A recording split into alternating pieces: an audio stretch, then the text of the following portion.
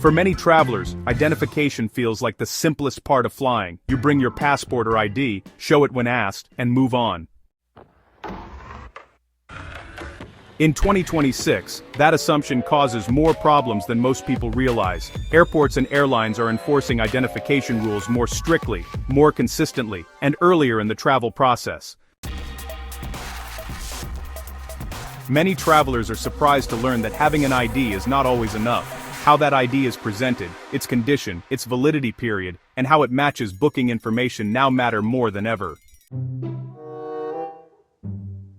In this video, we explain the airport ID rules that catch travelers off guard, why these rules exist, and how small oversights can lead to delays or denied boarding. This is not about panic, it is about understanding how identification is actually assessed.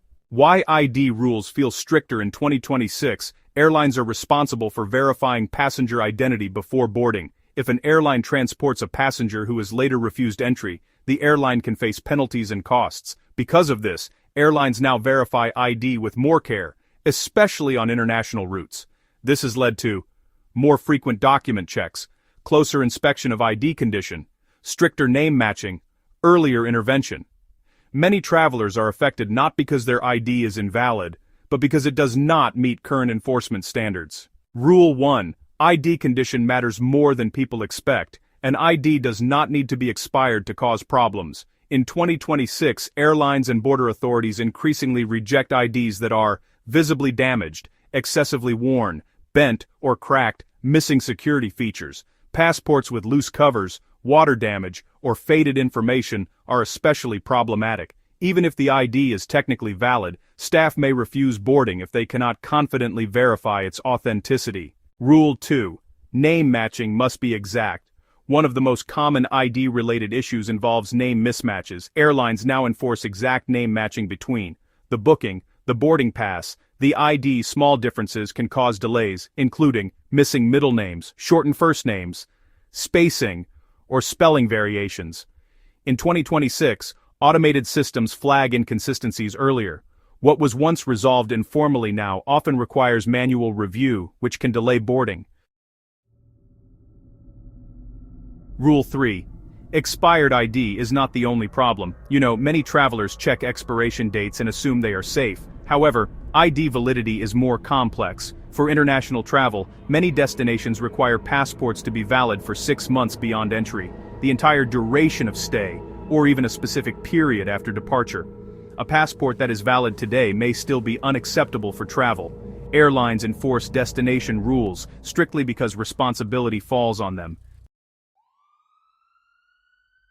Rule 4. Domestic ID rules have changed. Domestic travel ID rules have evolved. In some regions, additional verification standards apply to driver's licenses, national ID cards, and temporary documents. Travelers using older forms of ID or temporary replacements often face additional scrutiny. Not all domestic IDs are treated equally.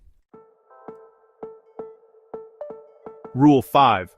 Digital copies are not accepted for boarding. Many travelers rely on digital convenience. While digital copies may be useful for reference, they are not accepted as primary ID for boarding. Airports require physical, original documents. Photos, scans, or app-based copies do not replace official ID. Relying on digital backups alone can result in denied boarding. Rule 6. ID must be accessible at multiple points. Travelers often assume ID is needed only at check-in or security. But in reality, ID may be requested at check-in, bag drop, security screening, the boarding gate, and even during arrival checks. In 2026, ID checks can occur unexpectedly. Travelers who store their ID deep in bags or packed away may slow processing and honestly, draw attention. Accessibility really matters. Rule 7. Worn temporary documents create delays. These days, temporary IDs like replacement licenses or emergency passports are more common. However, they often require additional verification. Airlines may request supporting documentation, consult supervisors, or delay approval. While temporary documents are valid, they do increase processing time. Travelers using them should expect slower movement. Rule 8. Multiple IDs can cause confusion. Some travelers carry multiple IDs and, well, present different ones at different stages. This can create inconsistencies in records. Airlines and security systems track identification events. Switching IDs mid-process can trigger additional checks. Using one consistent primary ID throughout the journey reduces confusion.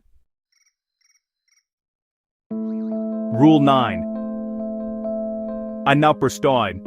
International transit rules affect ID requirements. Many travelers overlook transit requirements. Some countries require things like transit visas, specific passport validity, or even additional documentation. And even if you are not leaving the airport, transit rules still apply. Airlines actually enforce these rules at departure, and honestly, failure to meet transit ID requirements can result in denied boarding before the first flight.